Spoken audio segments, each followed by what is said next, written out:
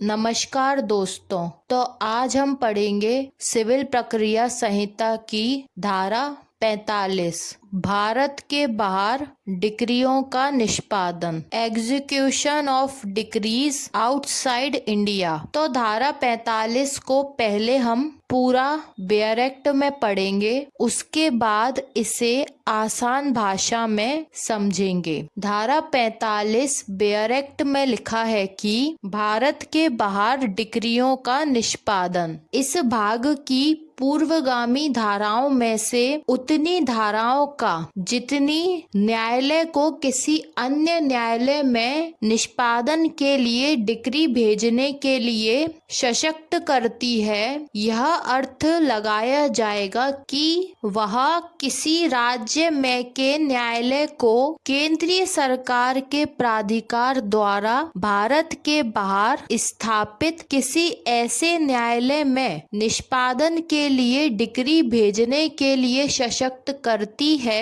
जिसके बारे में उस राज्य सरकार के राजपत्र में अधिसूचना द्वारा यह घोषित किया है कि उसे यह धारा लागू होगी। अब हम धारा 45 को आसान भाषा में समझते हैं। धारा 45 में लिखा है कि इस भाग का मतलब है कि भाग 2 निष्पादन। तो भाग 2 निष्पादन की पूर्वगामी धाराओं यानी धारा 45 से पहले की सारी धाराओं, भाग 2 शुरू होता है धारा 36 से। तो 36 से लेकर 44 तक जो धाराएं हैं उन्हें कहा जाएगा धारा 45 की पूर्वगामी धारा यानी धारा 45 से पहले वाली धाराएं। तो पूर्वगामी धाराओं में से उतनी धाराओं का, कितनी धाराओं का मतलब पूर्वगामी धाराओं में से उन धाराओं के वह उपबंध या वह प्रोविजन जो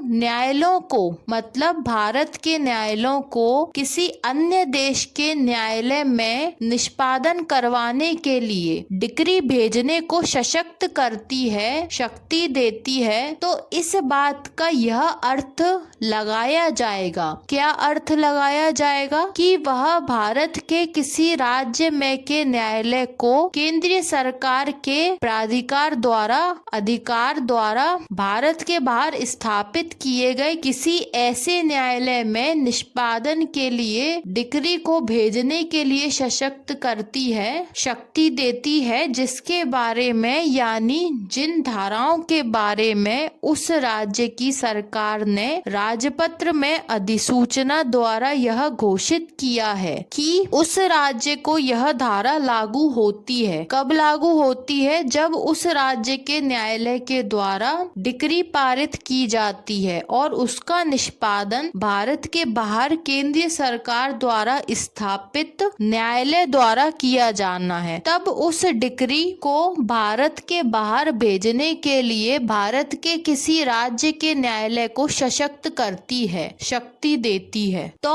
अब हम धारा 45 को थोड़ा डिटेल में समझते हैं। इस भाग की पूर्वगामी धाराओं में से उतनी धाराओं को मतलब भाग 2 निष्पादन की पूर्वगामी धाराओं यानी धारा 45 से पहले वाली धाराओं जो भाग 2 निष्पादन में आती हैं, तो उन धाराओं में से उतनी धाराओं का मतलब उतनी धाराओं का प्रयोग किया जाएगा। कितनी धाराओं का प्रयोग किया जाएगा? जितनी धाराएं भारत के किसी न्यायालय को भारत के बाहर किसी अन्य न्यायालय में निष्पादन किए जाने के लिए डिक्री भेजने के लिए सशक्त करती है, शक्ति देती है, उतनी पूर्वगामी धाराओं यानी धारा 45 से पहले वाली धाराओं का प्रयोग किया जाएगा। तो ऐसी पूर्वगामी धाराओं का प्रयोग या ऐसी पूर्वगामी धाराओं के उतने भाग का प्रयोग जितना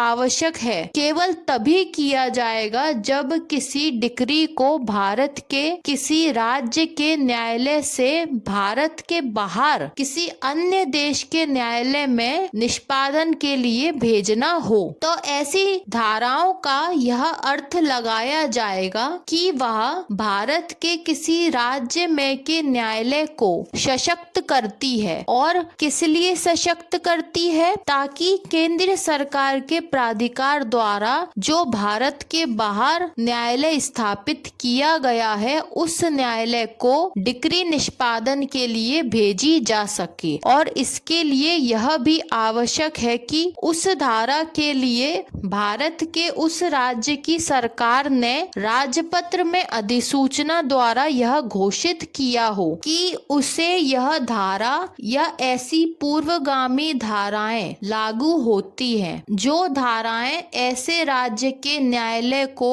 भारत के बाहर डिक्री भेजने के लिए सशक्त करती है ताकि डिक्री का निष्पादन किया जा सके। तो धारा 45 सिविल प्रक्रिया संहिता के भाग 2 निष्पादन में दी गई एकमात्र ऐसी धारा है जो इस बारे में प्रावधान करती है कि भारत के न्यायालयों द्वारा पारित डिक्रियों का निष्पादन विदेशी क्षेत्रों में कैसे किया जाएगा। परंतु भारतीय न्यायालय द्वारा पारित डिक्री को निष्पादन के लिए केवल उसी विदेशी न्यायालय में डिक्री भेजी जा सकेगी जिसको केंद्रीय सरकार के प्राधिकार द्वारा, केंद्रीय सरकार के अधिकार द्वारा भारत के बाहर स्थापित किया गया है। मतलब जो न्यायालय केंद्रीय सरकार के प्राधिकार द्वारा भारत के बाहर स्थापित किया जाता है, उसी न्यायालय को डिक्री निष्पादन के लिए भेजी जा सकेगी। और दूसरी शर्त यह है कि जिसके बारे में उस राज्य की सरकार ने जिस राज्य के न्यायालय की डिक्री को निष्पादन के लिए भारत के बाहर भेजा जा रहा है, उस राज्य की सरकार ने राजपत्र में अधिसूचना द्वारा यह घोषित किया है कि उसे यह धारा 45 के प्रावधान लागू होते हैं। तो जब राज्य सरकार यह घोषणा कर देती है, तभी उस राज्य के न्यायालय की डिक्री का निष्पादन भारत के बाहर स्थित